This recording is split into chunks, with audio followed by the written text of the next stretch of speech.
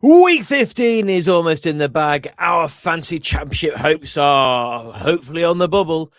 Ed, it's time though for us to kick off our show by celebrating ourselves, some heroes and some zeros. Fantasy Heroes.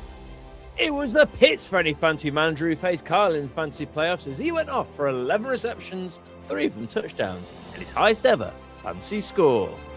Try as they might, defenses just can't stop McBride. His highest score of a stellar season means he's tight end one by nearly 100 points. Let's put some flowers in the window to celebrate Travis Etienne's first hero mention of the year. However, tight end 10 overall suggests he's maybe been consistent on the slide. The Lions may have lost, but you won't feel down if you have shares in St. Brown. 30 receptions and 2 touchdowns for Amon-Ra as he broke 40 points for the first time in his career. Make no mistake, the Broncos and Bo Nix are right in the Super Bowl mix. He unveiled all his tricks to rack up his 11th win on the spin. T-Law, performances like that should be against the law. Trevor Lawrence racked up an astonishing 6 total touchdowns as both he and the Jags continued their seemingly inexorable march to the playoff. You've been waiting for some Trevor Lawrence heroes mentions all season, Ed, so I'm glad. He's fully deserved. For our American listeners, I don't know whether the band Travis made it over to America or not, but that link, Ed. Yeah, Flowers in the Window. Give it a listen. A lovely little song. But yeah, if you've not heard Travis, get on YouTube after you've finished watching this. Exactly, because now we have coming up some fancy zeros. Fantasy Zeros. Can he do any worse? I doubt it, as Pickett was useless in the pocket, managing just 64 yards on 25 pass attempts. The Chiefs once Kareem of the crop, but no longer, as they exit the championship playoff hunt. Breece Hall has begun to appall with his regular lackluster performances. That's now 7 weeks with fewer than 10 points. What a naughty lad McConkey was. 2 receptions for 20 yards was not what we'd hoped to charge our playoff hopes. Maybe Jefferson will return to form just in time for the playoffs. Nope, another dud for the previous stud. We were confident Isaiah would score big against the Bengals, and a quiet game seemed unlikely. 0 involvement, 0 fancy points. Proved us wrong. Yeah, we guaranteed touchdowns for Ravens tight ends, and I think all 3 of them. I think we pretty much guaranteed. Yeah, it was bizarre. I think the Ravens defense absolutely tore the Bengals a new one, didn't they? And I think that was part of the problem. But what you would not have expected that. It was kind of running backs that impressed, wasn't it, for the Ravens? Yeah, absolutely. And we shall talk more about a whole lot of beef in Derrick Henry just shortly. If you have not, though, please do give us a subscribe, a like, and a share for our review show each week till the end of the season. Ed, I'm going to go for our first game of the week, though, and it was the first game of the week, Thursday Night Football, and it had to be Falcons versus Buccaneers. And let's start with Kyle Pitts. We throw around the phrase career game quite a lot when we see these massive games, but for Kyle Pitts, it was his highest ever fantasy score with 45 points. That's not really a shock. If you've drafted Kyle Pitts, especially if you had him in Dynasty, you are very well aware he's never had a monster game until this week. His highest ever yards in a game, and only his second time over 150 yards. That did surprise me a little bit. Only his 4th time over 100 yards in a game. The last time was week 16 in 2021, his rookie season. 12 targets, most ever in a game. 11 receptions, most ever in a game. A career game in every single way you look at it, and was only started in 57% of leagues. Just imagine waking up on Friday morning and just seeing him sat on your bench, just going, "Oh, for crying out loud!" I'd have like rage quit all my teams. Imagine if you'd really invested in the Isaiah Likely big game and you left him on bench. You deserve to exit at that point, don't you? Yeah. So let's not get carried away. But if he has a couple of reasonable games to close the season to follow this up, I am 100% expecting Peeve to be all aboard the pitch train again for 2026 draft season. And I think we do it all over again. And we get all upset about it again next year. We shall see. More consistency. So let's talk about another solid game for Bijan Robinson. His 5th of over 25 fantasy points of the season. He's now RB1 in 9 games this year. So top 12 in 9 games. That's the consistency you want. He's my early pick at the moment for the 101 overall for redraft next year. You think we're only a couple of seasons in for him. I think he really could be a monster next year. Kirk Cousins, his first fantasy relevant game since week 8 last season, of use to the 4% of leagues who started him. A quick mention to the Falcons wide receiver 1 this game, David Sills. That's right, that name again, David Sills. He's played 6 seasons. I felt I have to do a little Wikipedia entry first just to introduce him to the audience. Yeah, indeed, yeah. Played 6 seasons, and before this year, he had 13 receptions. He had 14 so far this season, and 6 were on Thursday. Don't rush to waivers, though. I don't want to go into spoilers. I don't think he's one of your waiver pickups as yet. Not, no. I think we can put this into the folder labeled Flash in the Pan. Hopefully, he might prove wrong. Let's see. Over to the Buccaneers. A costly inception for Baker, but a reasonable fantasy performance. A game where Bucky Irving was relatively quiet. I'm not putting him in the bust category because I think we've discussed before. I don't think if you are injured, you can count as a bust. You can be annoyed about it, but I don't think it's a bust for me. I think you'd have forgiven the injury, though, had he had a solid run for the fantasy playoffs. If you rely on him this week, you may well have departed with his score. Mike Evans back in the fantasy mix. 6 receptions, 132 yards. I don't know how many he needs to get his 1,000, but I'm sure he can do it in the 2 games remaining. Let's see. It's a decent for the veteran following his time out. Godwin and Egbuka both got past 10 points. This wide receiver group, I think this is the performance I think we were expecting week in, week out from this trio, wasn't it? But it's the first time they've kind of all really been together and fit and firing. So that'll be interesting to watch over the next couple weeks, whether we can trust any of them or all of them. It's a game where the real winner, though, was the Panthers with the Buccaneers dropping a game. So that is going to be really exciting as we watch that division kind of whittle down to who gets to qualify. The Panthers, I think we could do a whole thing on them, just how they have been a bit of a surprise package this year. But yeah, really, really interesting how that's shaping up. Your game of the week, though, is one that, had I not already started doing my notes, would have absolutely been banging contention for me as well, though. Yeah, Bills v Patriots. What a game. The Patriots absolutely stormed out of the blocks, but the Bills did what the Bills tend to do when the crunch comes in the regular season and just made the big plays when it mattered. Let's not forget the Patriots led 24-7 at halftime, but it was James Cook and Dawson Knox who stole the show in the second half. I mean, what's for sure is that with the Chiefs, Mahomes, and the Bengals, Joe Burrow, both gone, there's a good chance that one of these teams is going to be representing the AFC in the Super Bowl. I'm sure you'd like to think it will be Lamar. It's going to be the Ravens. He's in the mix. But yeah, I'd say these two, could very well be one of them could be representing the AFC. Is 24.5 points a quiet week for Josh Allen? Just the 3 passing touchdowns this week, but they're all crucial. I mean, he's fancy QB1 by quite a distance, and you'll be pretty happy if you've invested in him. Drake May has been just a model of fantasy consistency this season, only dropping below 15 points on 1 occasion. Now, his QB1 weeks have dropped off in the second half of the season, but I still think he's someone you can start with some confidence. Moving on to running backs, I think the whole fantasy community were down on James Cook at the start of the season, but he's just been ridiculously consistent in a season where running backs have run hot and cold. I mean, you're going to talk about his touchdown regression or lack of it shortly, but he's currently sitting as RB6.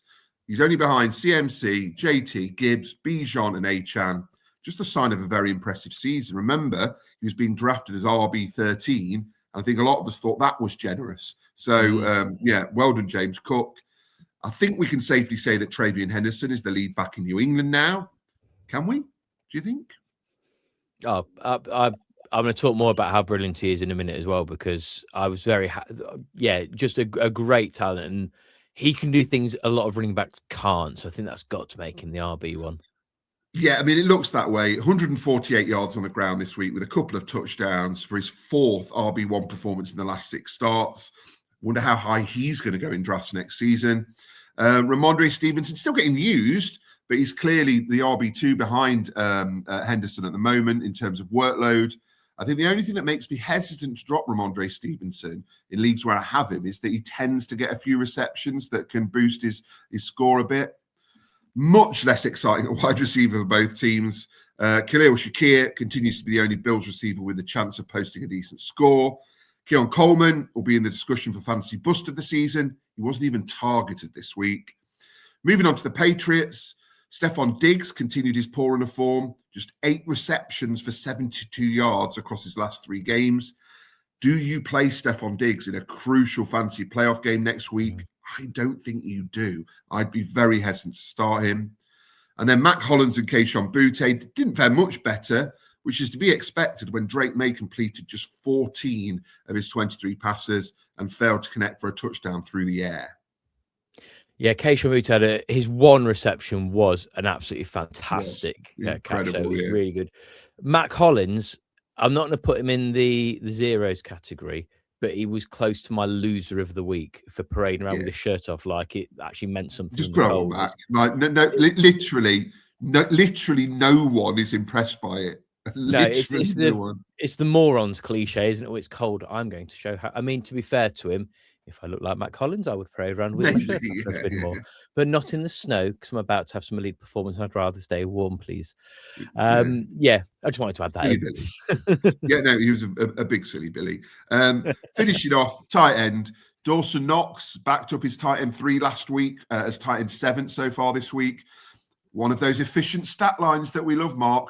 4 targets, 3 receptions, 2 touchdowns, job done. Is he tight end 1 at the moment? I mean, he's certainly getting the targets in the red zone, which equates to big points. Dalton Kincaid got the same targets as Knox, but just didn't find the end zone. Horrible week for Hunter Henry, as we predicted. The Bills giving up big points to Mike Gesicki was clearly a one-off as they were back to their miserly selves, giving up just 1 reception to a tight end in the game. As we move on to other notables, I just want to go back to Travion Henderson, though, because I think during the off-season, we were quite bold in talking him up. One of my favourite comparisons I saw elsewhere was he was like Jahmyr Gibbs, due to that ability to be able to score from absolutely anywhere on the field when you watched his college tape. And we were starting to look a little bit silly earlier in the season when that wasn't going to happen. Thank you, Travion Henderson, for coming good. That 65-yard touchdown run with Drake May blocking all the way down the field.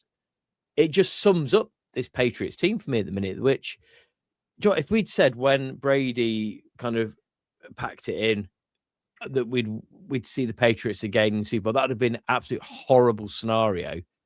But actually, this version of the Patriots, I think in all my time watching the NFL, this is the first time I found them fun to watch, I think. I'm not ready for another Patriots dynasty, though. No, I'm not. We don't want them to have another one, please. No, I'd rather we didn't. And say, I just think that Kayshon Boutte started to look like he could next year start to become a legitimate wide receiver too. They just need a genuine wide receiver 1 now. Sorry, Diggs. I don't think that's him. Yeah, it's really interesting where they're at so far. Any other notables you want to chip in with? I think mentioning that makes me think about wide receivers who I'll come on to later, because there's a couple of wide receivers, well, one that disappointed me and one that annoyed me this week. And it was fascinating to see trade talks. I do think the Patriots could be in for a receiver. I just want to mention Jacoby Brissett. I know we always mention him, but the Cardinals did struggle against that brutal Texans offense, but Jacoby got the job done. Another 20-plus score. We said to bench him, but well done if you stuck with him. I'll also talk about Jets running backs. Isaiah Davis outscoring and outrushing Breece Hall is very rare. That's what happened this week. I think RB18 for Hall this season is such a disappointing return. I mean, it'll be interesting to see if the trade rumors regarding him start up again when the season is over, because it just doesn't seem a good fit for him in New York at the moment. No, I've got a little bit more running back chat as well. Let's quickly just revisit James Cook. I know we're going back to that same game again, but the touchdown regression season was definitely coming this year. We know it was going to come because you can't possibly get that many touchdowns again. He's currently on 12, and he had 18 last season. There is a chance he equals it over the next 3. And even if he gets up to 14, 15, that for me, 3, 4, that's not the regression. We thought we were going to be down to maybe 8 or 9. So he's absolutely outperformed that. Derrick Henry, that whole lot of beef has warmed up now. It's getting cold. Not a big stat line, no touchdown, but he did hit 100 rushing yards for only the 5th time this season. He had 9 games over 100 yards last year, but it's also acknowledged that from week 15 onwards last season, he averaged 128 rushing yards per game. So he really does heat up as the weather gets cold. Saquon Barkley, back-to-back top 12 weeks for the first time since week 1 and 2. Washington next, so he's hitting his stride just in time. So if you're still in contention, you drafted Saquon Barkley, that is a bit of a bonus for you at this stage. CMC, very quiet running back 12 week this week. Really, really quiet by his only 15.7 points. The man who's going to let us all down again because he was clearly going to be a bust because of his injuries. He's now had 13 top 12 weeks out of 14. Wow. And has only scored fewer than 15 points once. Now, Achane tonight probably knocks him down to running back 13. But still, that is not... I think even we were higher than the most. I don't think even we were expecting quite that level of consistency. Swift, he seems to be taking back the reins, is he? Over the last couple of weeks. Monangai a little bit quieter over the last couple of weeks, with Green Bay and the 49ers up next. I think Monangai is a little bit of a sit for me now until next season.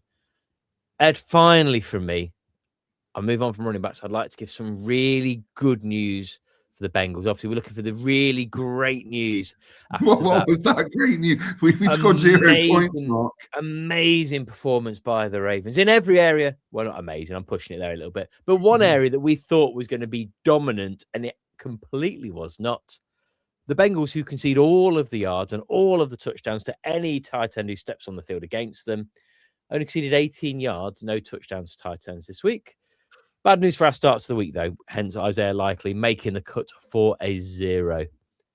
Any final bits to add? A couple more from me. I just want to take a moment to recognise the fancy graveyard that was the Chiefs v Chargers game. Not one player broke 15 fancy points. Underperformance across the pitch. Keandre Lambert-Smith is not a name I've heard of before, but he was wide receiver 1 for the Chargers this week. So the likes of Lad McConkey let you down. Finally, can I just put on record, and I hope he hears this, I hate DJ Moore. Okay. So I will elaborate on that. I benched him this week because he's been so unpredictable this season. He had a horrible matchup against the Browns. Yet, just despite me, he racked up 22.9 points, a couple of touchdowns, very annoying. And it looks like he's maybe cost me a place in the semi-final of our big money league. I went with Jordan Addison, which I thought was a riskier play, but he had huge upside. I mean, as it turned out, Jalen Naylor got a couple of touchdowns, which was annoying. Oh, and I've got to mention Justin Jefferson. I know he was a 0, but another horrible week. Wide receiver 26. He has had 2 touchdowns all season and has only broken 20 fantasy points once. I mean, does he look to get out of Minnesota? Is he happy there? Because, I mean, the talent is unquestioned, but does he just write it off as a bad season? I mean, that's as bad as you could have feared without injury for Jefferson. He's played every game. Yeah, that is going to be one of those interesting ones that I think will rumble through that kind of free agency and kind of trade window up to the draft. I'm going to give a bit of positive on the Vikings, though, mainly because it involves complimenting myself. You're right. And JJ McCarthy, last 2 weeks, QB 10, QB 7. I'm on to a winner. If Mahomes was your starting quarterback, JJ McCarthy is still available in a lot of leagues. We said about this run, and so far it's paying off. Go and get JJ McCarthy if you are short of a QB and you need to plug someone in this week. It's getting more and more difficult as we get towards the end of the season, Ed. But who are we going to be looking at on the waiver wire this week? Anyone to pique our interest? Indeed, it very much is slim pickings on the waiver wire, as you might imagine, ahead of week 16. Obviously, Mahomes is a huge loss at quarterback. But as we mentioned, there are several QB options, and we'll have you covered in our show later this week when we look at QB streaming options. As for other things, other things, they're not things, they're people, other people available on the waiver wire. Start off with Ja'Cory Krosky-Merritt, the running back at Washington, 42% rostered. Took advantage of Chris Rodriguez being sidelined to put up an impressive stat line in week 15, 18 rushes for 96 yards and a touchdown. If Rodriguez remains out, then JCM's a decent option. But just bear in mind that he's got the Eagles next week, who are a very different defensive proposition compared to the Giants who he had this week. Now, Colby Parkinson, I think, is an interesting prospect at tight end, and he's very low. He's got a very low rostership. I think he should be more highly rostered. In the last 6 weeks, he's been tight end 8, 11, 5, 25, 11, and 4 ahead of Monday Night Football. In a season where everyone apart from Trey McBride has been inconsistent, he's very solid at the moment. He's not going to get you 2 touchdowns every week, but he just seems guaranteed for 5 or more targets. But again, a bit like Krosky-Merritt, he's got a difficult matchup against the Seahawks week 16, so just bear that in mind. Ricky Pearsall, more highly rostered than those two, and we wouldn't normally consider him on this feature. But I just thought I'd mention that he's still available in over a third of leagues. He's had an injury-affected season, but this week saw him have his first fantasy-relevant week since week 3. 6 receptions in one game after 5 in the previous 3, suggest he may be starting to hit full fitness. You should probably be starting him against the Colts for Monday Night Football next week. Moving on, Malik Davis, another running back, 2% rostered. I mean, he's had a couple of double-figure scores of late, helped by a touchdown in each of those weeks. To be honest, the only reason you might look at drafting him, I suppose, is kind of a handcuff option. If you've got room on your bench, it's going to be really difficult to plug him in, even to a flex spot with any sort of confidence. As we know, Javonte Williams is the clear RB1 there, and Malik Davis is just left feeding on scraps. Mike Gesicki, another tight end, 15% rostered. I mean, the less said about the absolute horror show that was the Bengals offense against the Ravens, the better. However, I don't know, with the pressure off, 2 more much easier matchups on paper against the Dolphins and the Cardinals. You've got to expect Burrow and his offense to look to salvage some pride. And Gesicki and Burrow have always linked up well. So you could do a lot worse at tight end. I fancy him to have a couple of good weeks in your fantasy playoffs. And finally, Jaden Reed, looking amazing on screen there. So he looks like a West Indian cricketer with the hat that he's wearing. 46% rostered. I mean, the Packers have a couple of tough defenses to come up against against over the next couple of weeks, and the Bears and the Ravens. But Reed has been solid since coming back from injury last couple of weeks. 4 receptions last week, 5 receptions this week, and he's slotted back in as one of Jordan Love's preferred targets. Are we ready to trust a Packers receiver, though? Probably not. No, if we're talking up a Packers wide receiver, he's going to score 0 next week. That is as sure a thing as we get. So that is all for our Week 15 Hero Zeros and Week 16 waivers. Still, we have Monday Night Football to go, but hopefully we are looking set for progression to the semi-finals from our championship playoffs, or hopefully we've at least avoided the path on the way to the toilet bowl. Anything you want to add before we wrap up Week 15, Ed? Well, I am relying on Jaylen Warren to get me 18 points tonight. So he's been listed. He's been listed as questionable because he's a bit poorly. Take a Lemsip, Jaylen, and get out on that field.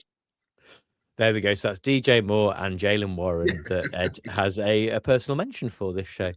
Well, that is all from us then. We will be back for our Week 16 preview in a couple of days, followed by our with our starts and sits and then streaming options at the weekend. That's all from me, though. It's all from Ed. So bada bing, bada bye. And Malcolm, take us home.